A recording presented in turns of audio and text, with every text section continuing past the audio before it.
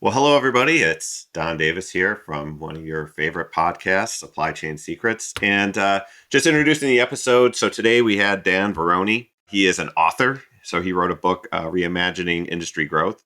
And he is also the president and CEO of Potomac Core, which is a strategic consulting firm. And Bryan and I had a chance to talk to him, ask him a ton of questions. And I thought it was a great show. We start off by him giving an overview of his background, what he's done through his career. And then we start to talk a little bit about the impact of COVID and how that's affected the industry. And then we spent a lot of time talking about strategic partnerships. And I think Dan has a lot of perspective on strategic partnerships, particularly in the trade association space. And we spent a lot of time talking about what that could look like, how that could work, and what are some of the benefits of moving forward with a trade association, the type of innovation and collaboration that you can create from these type of environments. And also, some of you might think, well, I don't want to give any trade secrets. That is there a risk of my involvement in a trade association giving something away? So we unpack that. We talk about the disruption in Ukraine and what kind of things that we can expect from that. And then finally, Dan gets to ask us questions. It's our listeners or our guest favorite part of the show where they can ask us questions. And Dan asked all the tough questions, but I think Bryan and I got through it pretty well. So that's the show. I think you really like it. As part of the show, we're going to do something different. So I mentioned that Dan wrote a book, and we're going to have a giveaway for some of the books. So look for that when you see us on LinkedIn or wherever you find our podcast, that there's an opportunity for you to grab the book. I think you'll like the copy, and I think you'll love Dan's passion on the topic because he's really into it. And I thought he made some great points. So enjoy the show, and we'll talk again soon. You are now listening to the Supply Chain Secrets Podcast with Bryan Most and Don Davis. Well, hi, everyone. I'm Bryan Most, SVP of Retail Strategy at NYSHX and former VP of Supply Chain at Walmart. And I'm Don Davis. I'm the Senior Vice President of Carrier Strategy here at NYSHX and former executive of Hapag-Lloyd and CMA CGM. And we're back again with our podcast, Supply Chain Secrets. So, Don, it's mid-March. We're just about ready to get into March Madness, the NCAA basketball brackets. Have you filled yours out yet?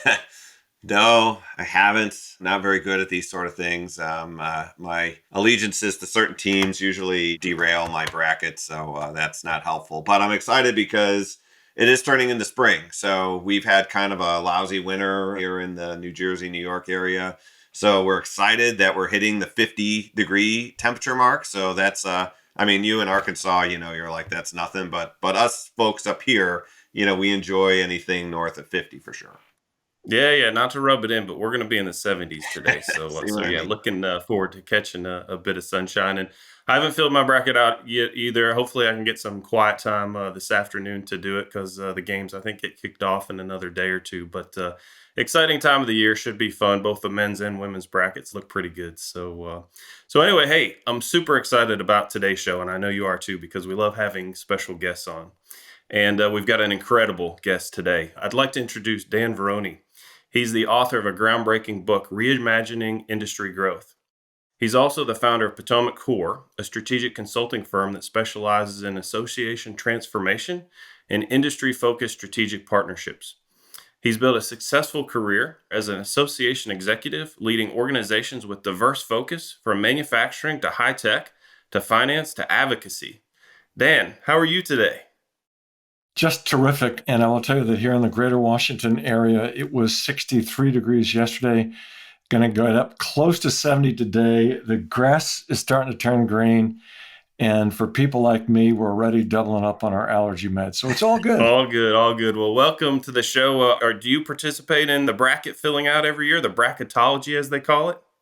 So when you and Don were talking about it, I started saying to myself, my God, this thing hasn't even started and I'm already out of my depth. Well, hey, look, there are some people that just completely guess at it, and sometimes they do better than the experts. So I don't think it really matters, but it's certainly fun to follow each year. But we are super excited to have you on. There's so many amazing topics for us to cover, especially with your background and expertise. But it'd be great for the listeners, those of you that maybe don't know you. Could you just talk a bit more about your background and how you got into this current space? Sure. Well, I had a marvelous career as a trade association executive, starting with the National Association of Manufacturers based here in Washington. They represent small, medium, and large companies all over the country. And when I left, I was a part of their senior management team as a senior vice president, managing the grassroots advocacy and membership arena. And then in addition to that, helping our then CEO recruit senior executives from different industries on the board. Following that, I served as president and CEO of Association for Corporate Growth in the Chicagoland area. Did that for 2.5 years and moved here to Washington, D.C., which has always sort of been my real home, I guess. Went to college here, met my wife here 43 years ago, and went to work for Newt Gingrich to run a policy and advocacy organization called American Solutions. And then following that, I've always believed and knew for a fact I was an entrepreneur, wanted to open my own consulting practice, and I did, but I wanted it to be research-based. I wanted it to be able to align trade associations with the industries they were serving, because I believed after the Great Recession that things were going to change drastically, and lo and behold, they absolutely did. And now we're still in the midst of a pandemic and military conflict on the other side of the world. So really what we do is we help position trade associations as strategic business units of industries. In this day and age, that's critical. What we're looking to do is to get supply chains of industries fully engaged, fully involved in the trade associations. And by doing so, they're best able to shape the external environment and over the long term position for growth. Well, that's fantastic. Obviously, there are so many things that we could talk about, and how some of those strategies and how your background could apply. I think we have to start with COVID and the pandemic. I mean, it's obviously dominated most of our lives the last couple of years, and while in this country, in the U.S. and North America, while we felt maybe things were starting to stabilize and cases going down, we get the news just earlier this week that we've got another resurgence in South China. And for many supply chains, South China is a manufacturing hub. And to now know that Shenzhen, a city of 17 million people, is being closed down because of this zero tolerance policy that China has. How do you think about the last couple of years, and what should people be considering as lessons learned, or as they move forward in their supply chains? How do you accommodate for these types of things? An absolutely perfect question, especially for this discussion and every discussion going forward when it comes to supply chain. So let's focus in on this. I think probably the biggest takeaway is as follows. So, right, we all have to be honest with each other. There were supply chain challenges that predated the pandemic. I think that there's a fairly or widely held perspective that these supply chain challenges just happened. Well, the answer is they didn't just happen. They were happening pre-pandemic. What we learned from this pandemic is there were cracks, and the cracks were deeper, and the pandemic exposed them. So let's at least start with that and put that right out there on the table. But the other thing that was really interesting to me as I looked at it, as I was writing my book, and then after the book was published a few months ago, is this lack of a fail-safe or redundancies in the supply chain. And along with that, what I would observe as a siloed approach. So when I hear, my God, companies are busy working on that.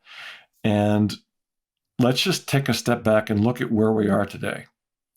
How can any company in an era of chronic uncertainty that includes a global pandemic that's still going on, and now military conflict, think of it as something a company should solve? Well, we've got more data and we're more supply chain transparency, but realistically, how can that be fixed? The answer is these are industry challenges, not company challenges. And what I learned in writing my book is that the more the industry is engaged, the more the entire industry is engaged throughout its supply chain, the easier it is, one, to get full transparency, one, about where the problems are, what are our challenges? And then together, how can we develop, let me say this word out loud because it's important, pre-competitive solutions. Pre-competitive solutions. The types of things that will help us build fail-safes, build redundancies, the types of things that for those industries that want to reshore and nearshore are going to give that greater chances of success. Companies can't do it alone. Industries can do it together. And what I learned in writing my book is that it's important to have a neutral integrator. You want to have a trade association that represents your values, that has the reach and the lift to get you places you can't get on your own, right? Because there's no way that any one company can really get anywhere on its own. So what I'm suggesting is that this is an industry challenge, it's an industry opportunity, and that every industry should identify its trade association and say, we need to team up and we need to identify pre-competitive solutions. So I'll give you examples of what they mean. So pre-competitive solutions cover anything from workforce type issues to tax issues to environmental issues. And when you look at things, you were just talking about being out at a port in Southern California. Well, here's a pre-competitive issue. There's something called hours of service for truckers. And the what if question is what if that was able to be waived, right? What if that was able to be waived? Well, that clearly is a solution. It's a pre-competitive solution that every industry can utilize to optimize the last mile in logistics. So those are the types of things I'm thinking. I think that's pretty interesting. The whole idea of partnerships in your book talks a lot about strategic partnerships. And I think you start to give examples of, I think Starbucks was one company that you refer to in a variety of ways that they built a few different kinds of partnerships. And I think for our listeners, I think it's interesting to start to approach it from an industry perspective and not just me as an individual. But if I'm in this space, how does somebody get started? Like, what kind of advice would you give a company that's looking to start to participate in a different way, but they've never done this before? Do you have some thoughts or perspectives that could help a newcomer in this space? Sure. So before that, I want to go back to that Starbucks example because that is an excellent preface to what I'll share with you. So interestingly enough, everybody thought that Starbucks was a coffee company. It was intended to be an experience company. It was intended to create a third place between work and home. And as Howard Schultz, their founder and former chairman and CEO, built his company, he was all about looking for and building allies, building a group of people inside his company to all go in the same direction and cross the finish line together. So I want you to think of a partnership with Barnes & Noble, right? And realize that Barnes & Noble is one of the last standing bricks and mortar bookstores. So when we now walk into a Barnes & Noble, we're overtaken by that coffee aroma and the baked goods, and it's enhancing that experience for us, isn't it? But it's doing something else. What it's doing for Starbucks is getting them into a market they wouldn't have gotten to otherwise. So for Barnes & Noble, it's bringing in people they would not have gotten to otherwise. So if you're looking to do things like increase your market share and get into places you wouldn't have gotten to normally, you've got to start with an approach that says we have to have the same shared values. We've got to have governance that helps us understand that we're on the same page and that we're being transparent with one another. So I'm citing that because it's critically important, and it's critically important for this reason. For any company looking to start out, they're looking for a trade association that represents their values, that has a clear-eyed vision of what the challenges of their industry are and what needs to be done. And there's something else even more important, that this industry must be able, this trade association on behalf of its industry must be able to do the following two things: lead and convene. Lead and convene. And you lead and convene when you bring the entire supply chain in. If you're just going to be working with the product, the OEMs, and maybe even the suppliers, how are you going to get it done? What about the raw materials, folks? What about the shippers of the raw materials? What about if you're selling through retail, what about the dealers or the other retailers? What about the logistics folks? So an example of that would be, I want you to think of the recreational boating industry. So if you're a new company and you're saying, or you're a company that want to try this and you're brand new to it, first they should buy my book, Reimagining Industry Growth, and they'll find it on Amazon.com. And they'll look at chapter 3, which is the recreational boating industry, and they're going to see this. They're going to see that they convene the entire supply chain, by the way, all the way to the dealers. And they've got an ecosystem. And within that ecosystem is every trade association that represents every part, not just the supply chain, but the value chain of the recreational boating industry. As a group, through the National Marine Manufacturers Association, all of these industry associations have bought into this critical concept. And you know what that is? It is as follows. What affects one of us will affect all of us. And they go at it together. So how did that work? So I want you to go back 24 months when the pandemic hit. I was doing interviews for the book, and I was talking to one of the CEOs who, by the way, he's the president of Chris Craft Industries, a gentleman by the name of Steve Heese. And he said, Dan, we're concerned because we're going to shut down and lose capacity. So over the next 60 days, the president of that association who retired was called upon by leaders of the industry saying, we need you to help us bring everybody, bring the team together. And he said, well, I'm not the president anymore. You should go to my successor, Frank Ugelmeyer. I'm happy to do an email and introduce you.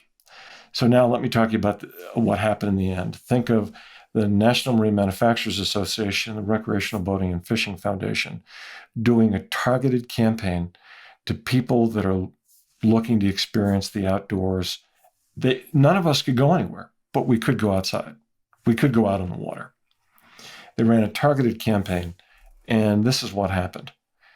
They had year over year double-digit sales growth. Year over year, double-digit sales growth. At the end of the Great Recession, leaders in that industry never thought that they would see numbers like they saw in 2019 to 2020. This is an example of collaboration and how it changes the game, right? We're all in this together. And oh, by the way, same thing happened in the frozen food industry. So remember, growing up, it was just French fries, pizza, hamburgers. It's everything now. What did that partnership do? It created levels of research that help retailers understand the types of tastes and flavors and choices that consumers were looking for. And essentially, that just built into what? It built into a sales juggernaut. They've got double-digit sales growth. They had it leading into the pandemic. Now it's off the charts. So at the end of the day, when people say, do strategic partnerships work? Absolutely. What I'm energized about is now taking these partnerships to the next level. We're in a supply chain crisis. How do we take supply chains through trade associations, and how do we reimagine them? How do we build in the redundancies, right? How do we build in the fail-safes? So 5 or 10 years from now, we're not all gathered around this table saying, oh my God, how could this happen again?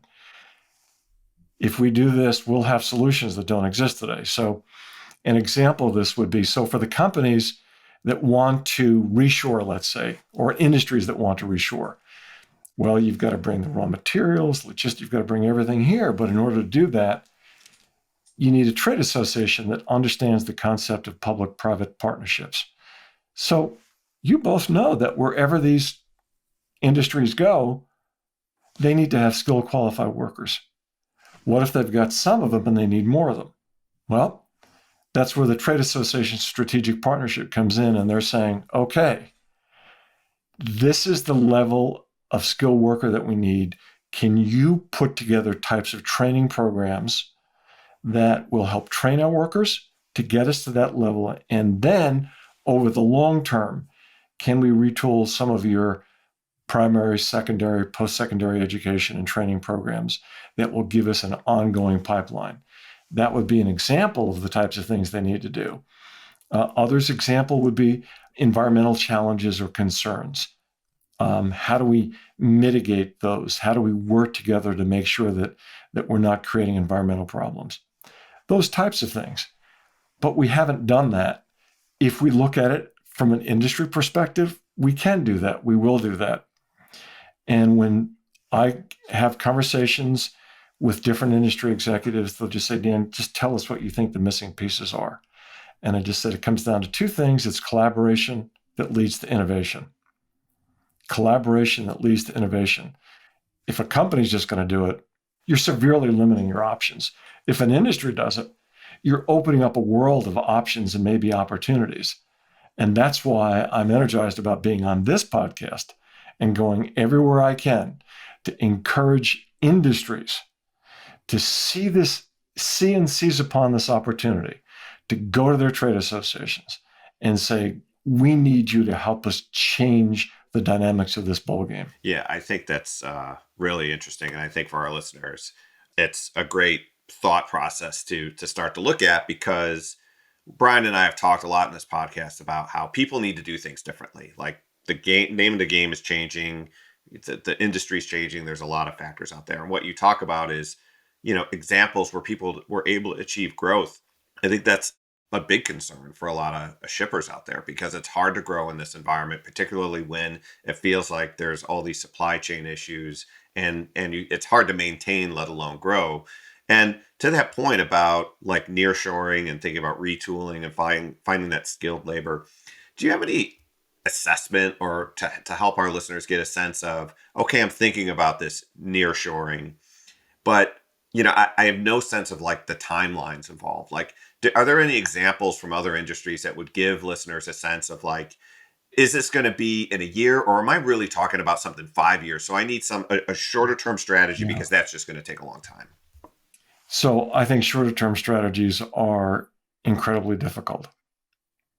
I think they're incredibly difficult. I think that people need to be retooling for the future now.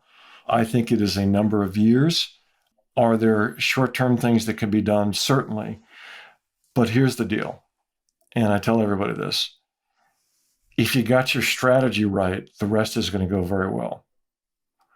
Do either of you know an industry that has a clear-eyed strategy to the things they need to do strategically and then tactically to nearshore or reshore? That's the question for both of you. I would say I don't offhand have an example off the top of my head. I mean, I think that's something that the supply chain industry and logistics companies need to start doing. But I think so much of what happened feels like a reaction. And I think it was in your book, you talk about like Mike Tyson's quote, like everyone has a plan until they get punched in the face. And COVID was kind of a punch in the face. And I think the challenge today is that there's so much change in the industry that, I mean, it's really kind of flipped, right? For a long time in the shipping industry, there was all this capacity, rates were very low, and there weren't the kind of bottlenecks you see today where it's just flipped around. That capacity's tight. There's all this congestion. So a lot of things have changed, and I think companies are struggling, frankly, with adapting to the new environment. So I think, to have that strategy and tactic, there might have been a plan, but then again, somebody got punched in the face and now they're trying to react to that. So what Don and Bryan, what I would share with you is that in some research that I've done, there are companies that are reshoring successfully, and hats off to them. But if you're talking about industries, that's where the strategy and long-term planning comes in. And it's got to happen today. You just can't talk about it. You just can't think about it. The entire industry must engage. It must engage, because if not, then it is what it is. It just is what it is. And I can see how that would be frustrating, and I've had conversations with different people in the media about, well, so, there are components of microprocessors in Ukraine. What are we going to do? I've had conversations with people in the media. Well, Ukraine is the wheat belt. What happens if their crops don't get planted? And what does that mean to food supply and the supply chain? The answer is all of these things have massive implications, but they all come back full circle to the following. And that's honesty and transparency amongst ourselves.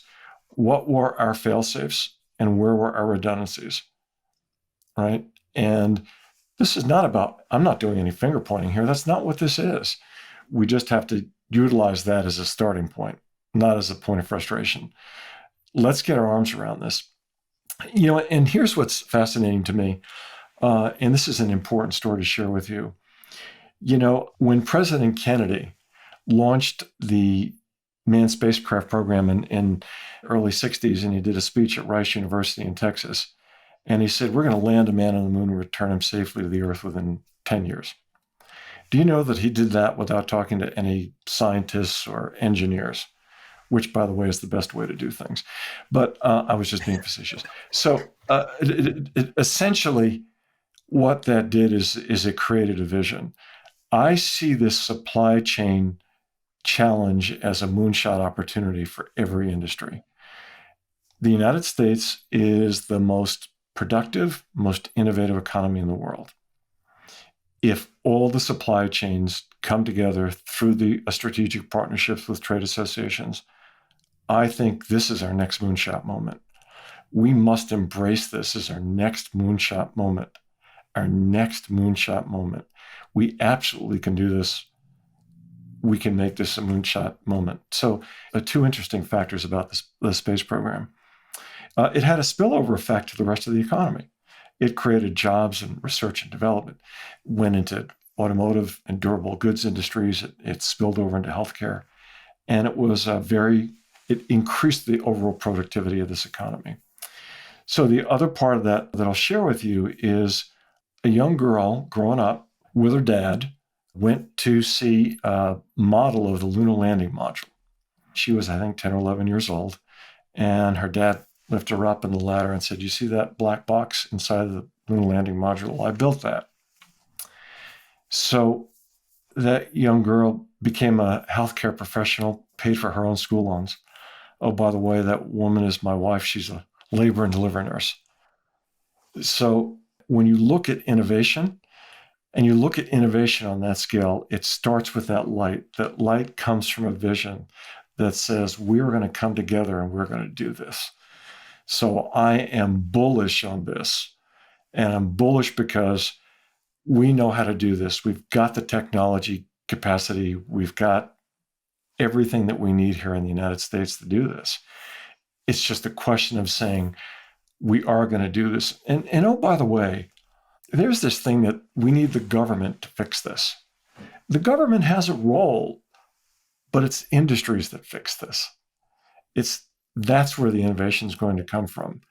We need government to do things on pre-competitive type things at the federal level, at the state level, at the local level.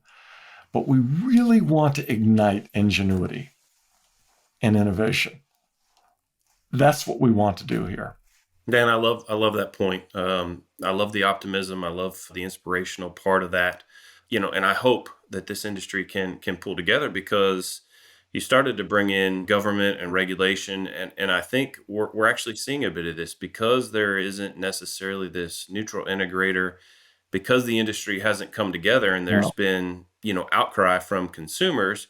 You start to see the government get involved. You start to hear about reforming the Ocean Shipping Reform Act and other people getting involved in developing these solutions. And part of the concern is that they're not necessarily either from the industry or know the industry, yet they're going to be helping drive some of the solutions. And I like the idea of government or regulation supporting industry, but is there a component of that you see or in industries where when there isn't this integrator or no one steps up, then the only option is something that gets regulated that everyone has to deal with? The issue is we've got to rely on our ingenuity and our innovation, because that's how problems get solved. Where did the COVID vaccines, they came from where, right? Think of what Pfizer and Moderna have done. I mean, it's just remarkable. Think about the evolution of those mRNA vaccines. They're looking at combining them with flu shots, looking at them as potential treatments for cancer. I mean, the technology is just remarkable. But that's what happens with innovation and collaboration. We want more innovation. We want more collaboration. We want more ingenuity. But it's only going to happen when these industries say, we are doing our own call to action. We're going to find our trade association. We're going to leverage that as a neutral integrator. And we are going to drive this thing. But the solution doesn't happen. We can't wish it to happen. We can't hope it's going to happen. Wish and hope aren't strategies. Innovation is. Do you see senior leaders? I mean, when I think about that, I think about CEOs. I think about influential, leaders within these companies coming together to push a broader initiative forward. Supply chain for many years was in the background, and it just kind of happened, and it wasn't necessarily a boardroom topic. It's now headlines, it's boardroom topics. Do you see now the opportunity for influential CEOs to come together to help push this forward? Do you see them getting involved? So what's interesting in our consulting practice is, first of all, the busiest we've been is in the last 24 months, and we're getting even busier. And what's driving that is industry executive desire to marshal the forces and make change happen. So earlier in this conversation, I talked about the idea, the notion that the trade association becomes the strategic business unit of an industry. Think of the power you unleash when that happens. The power that you unleash when that happens. It is enormously powerful. So the work that we do is we're positioning these associations as strategic business units. We're working with the helicopter industry right now and got just in Dallas last week at their trade show. And my God, was that inspiring. When you look at how vertical lift and unmanned are coming together and what that means and the implications of it, it's really inspiring. There are all types of opportunities. So the answer is, I see executives now have no choice. I do see them getting more engaged. I do see them getting more involved. For the listeners in this podcast that are supply chain executives, they need to go to the C-suite and they need to make an impassioned pitch to do this. And if they do that and they get the other industries to engage and all the supply chain is brought in, I think, 5 to plus years from now, we're having a different conversation. I think the other motivating factor to do this is as follows. I want you to think of the parent, the single parent, retiree that goes to a food store and now gone to a food store consistently, and items that were there, they're not seeing there. For those people, it's incredibly unsettling. It's not that they just can't get their favorite product or food. It's a sense of a lack of cohesion, cohesiveness, and stability that we are all accustomed to here in the United States. And addressing the supply chain challenge will get every citizen in this country where they want to be again. It's critically important that this happen. As you can tell, I'm really passionate about this. No, I love the passion. I think it's great. And I think that if I'm a listener, I'm thinking, okay, I have my C-suite. I'm going to make the impassioned pitch to them. I want them to get involved. But parts of me might say, there's things we can do and there's things we can innovate, but there's these other problems that are structural, that are related to the ports and their velocity of moving containers and, the capacity and infrastructure that's there. So do you see that this involvement and that trade associations can help drive government behavior as well? Because that might be a space where I can say, look, I'm trying to innovate. I'm trying to think about this reshoring strategy. I have a different perspective now, but I need some government support because when there's 100 ships parked outside of LA, there's not much I can do about it. But what would you say to someone in that position? So,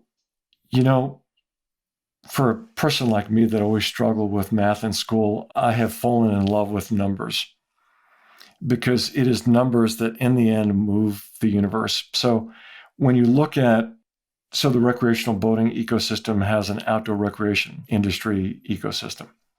Do you realize that they're over 2.5% of GDP in this country? We are a $23 trillion economy. So do you think that regulators and legislators at every level would listen to something that's 2.5% of GDP? I want every industry to listen closely to this, that if you band together and you come up with the math that says we are X% of GDP, we are giving ourselves levers of influence that give us the ability to make things happen. And then we're say this percent of GDP, these are the amount of people that we employ in this supply chain. And we believe with these improvements, we can add workers. And that means more money to this economy. So if you're a legislator, this is why it matters. We're a 70% consumer-driven economy. We rely on people buying things in this country. The more jobs that are added, the more people buy, the more the economy grows. What I've just given you is the calculus for every industry to get its arms around, because those are the things you need to begin your conversations. We represent X percent of GDP. These are the workers we have throughout our supply chain. These are the workers we believe we're going to add. We believe that by doing this, that we can be more sustainable. We believe that by doing this, we can be more efficient. I can come up with any number of rationale that moves the needle. And I see this time as so much more opportunistic than ever before. So what was interesting to me is that while people moved into a fear, or some people moved into a fear and a panic mode, I sat down and wrote my book when the pandemic hit, because I said, coming out of this thing, there's got to be solutions here. And we've got to put our pedal to the metal, and we're going to go for it. We're absolutely going to go for it. And that's what the supply chain is. It's an opportunity. Go in the C-suite. The supply chain can go to the chief operating officer and the chief financial officer, and they can start to put these numbers together. They can go to the trade associations and get them to aggregate all this data. And let's get to work. Let's get to work. I love that. I love the basis of having that discussion. And one of the things I hear, I love the term you used earlier. I think it was pre-competitive issues. And because one of the concerns I hear sometimes is if I get involved in one of these associations, again, I don't want to have to divulge trade secrets, or I don't want to, give away my competitive advantage. I would think that if you get it as part of one of these associations, and overall stability and reliability are results, obviously that benefits everybody, but then you have a level playing field to then compete on other things. Can you either give examples, or somebody that's concerned about having to give away a competitive advantage, what would some examples be to explain to them that there's far more good that could come from it, or that you don't have to give away any competitive advantage by doing this? So the beauty about going to a trade association is that trade associations are well aware of antitrust. And they know that they must enforce that. They can't talk about pricing. They can't talk about competition. And no company ever has to reveal who their customers are. Again, you're looking for the pre-competitive solutions. What infrastructure do we need? What types of people do we need? Do we need rail siding? Whatever it is that we need, what are the pre-competitive things we need to do in order to move this ball forward in logistics? I talked earlier about, waiving things like hours of service. Every company should not worry about that. Every trade association, they're what's called it's an IRS status called a C6 organization, and they have got to comply with all the antitrust regulations. There's almost always an attorney in the room that reads an antitrust statement before every meeting starts. I'm in most of them. And the attorney starts with just a reminder, we can't this, that, or the other thing. So everybody needs to not worry about that kind of thing, because trade associations totally get that. They're absolutely great at it. They would welcome the engagement and the participation. And one of the things I wrote about, so if you look at the end of the last chapter of my book, we took a survey about a year ago. And what was shocking in a very pleasant way to me, I was really thrilled with it, is the extent to which the trade associations have really evolved. Trade associations have evolved to become the front porch of industries. And trade associations are more ready than ever before to take on these types of challenges. They love bringing people to the table, and they don't mind disagreements. Their job is to find common ground, and they do it really well. So I've got a group called the Strategic Guidance Lab that you both are going to appreciate what I'm going to share with you. So you'd never guess. So we have what is a pulse survey, 5 or 6 questions. There's 56 trade association CEOs. So last month, we did a pulse survey and we identified the critical supply chain challenges. Today, at 1 o'clock, we're talking about supply chain solutions. So you can tell that I am definitely a dog chasing a bone on this. Every place I can go, I'm going to go. And whoever wants me to come and talk, I'm there. Well, Dan, I think you've done a good job of at least convincing our listeners. I mean, at least Bryan and I are pretty convinced that there's some merit here, and this is something that people should look into. So, and I mean, I think people can reach out to you and learn a little bit more about it.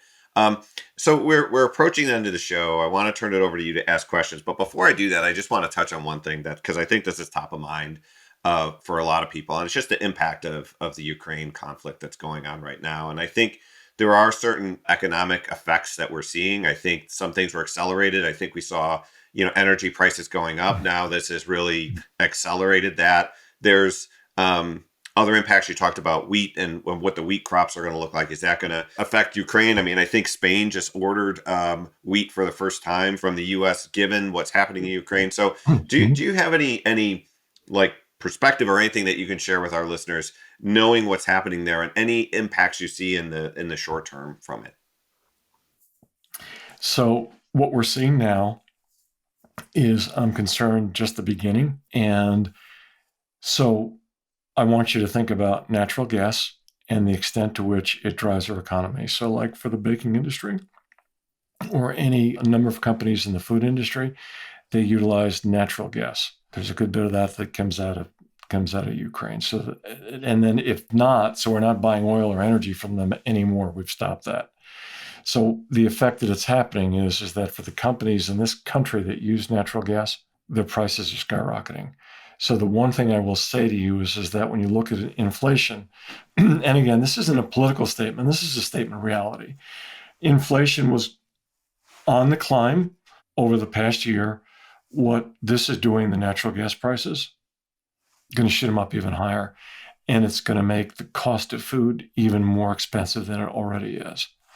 So I think that's something that everybody needs to factor. And it's with us every day. So the producer price index came out today, and I believe it was around 8%.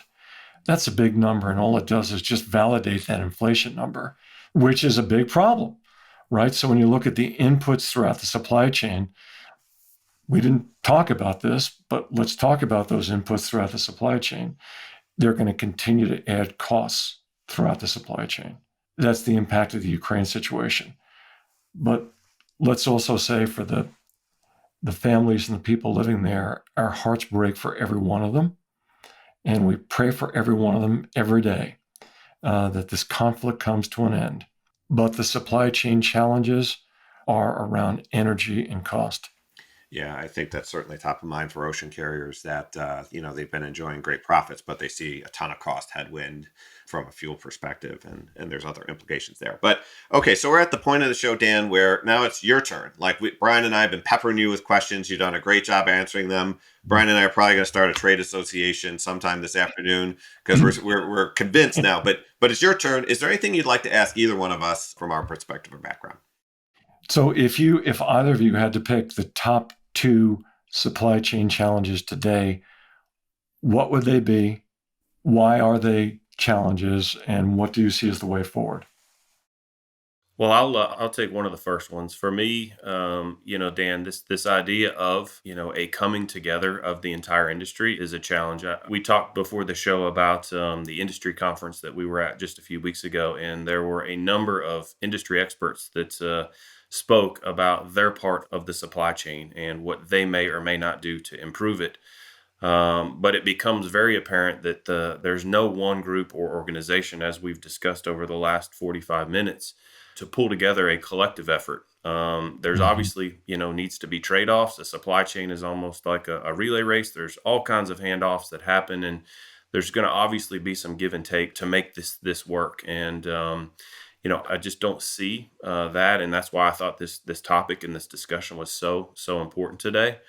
The other component is just the infrastructure investment, the needed investment. I know that there's been legislation, money allocated, but I think everyone recognizes it's going to take time for that investment to actually see improved velocity and efficiency come from it.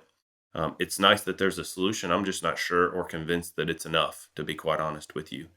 And so I see those two are kind of top of mind for me. And I'm glad we had the discussion we did today, because it gives folks a way to think about at least how to solve one of those.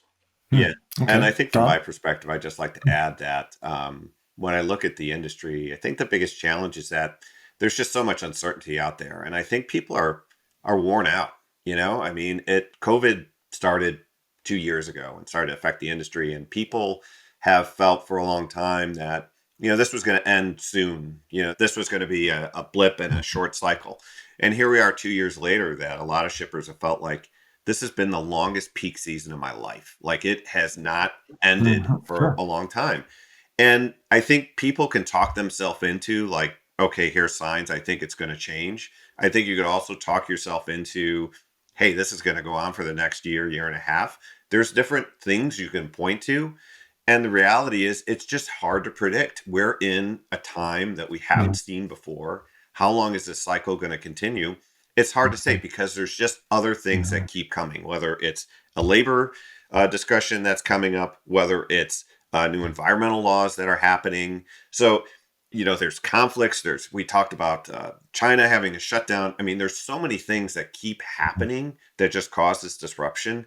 It's just hard for people to get a grip and be like, oh man, I had a great plan, but I just didn't know there was going to be this conflict or something else. So it's just like that, again, that Mike Tyson keeps punching him in the face and just like keeps derailing plans. And I think that's one where I think the more people can find certainty and plan something, and find a piece of their supply chain that they can plan and is robust, makes a ton of sense, because it's just hard to find these days. So I think you both are spot on, and I'll share the other part of the story related to my wife. So we were in Dallas last week, and she said, "Look, I got you something. It's not really big." Took it out of a bag and handed it to me. It's a button, and the button reads, "We choose to go to the moon." We choose to go to the moon. So to me, the types of things that you're both talking about is that for 24 months, we've all had our heads down. It's time to lift our heads up. And we need to look at the sky and say, we choose to go to the moon. We are going to reinvent supply chains. We're going to be innovative. We're going to be collaborative. And 5 years from now, we will have reinvented and reimagined supply chains. It's time to lift our heads up. Yeah, I love that. And I think for our listeners, that's very inspirational, because it's been tough and it's very motivating words. So Dan, we're here at the end. Any other questions you'd like to ask Bryan or myself before we wrap up? Not at all. It has been an absolute pleasure. I've enjoyed this immensely. Great. Well, thanks for coming on the show. Everyone, go out and buy Dan's book. I think you'll find it very insightful. I've started to read the book. I found it to actually be very interesting and good stuff. And I always like things that are different ways of thinking about things, and I think our industry needs it. So thanks a lot for coming on the show. And to our listeners, don't forget, rate us, review us, give us feedback wherever you find our podcast. Thanks for listening, everybody, and we'll see you again soon. Thanks for listening to the Supply Chain Secrets Podcast. Make sure to subscribe to the podcast on your favorite podcast network.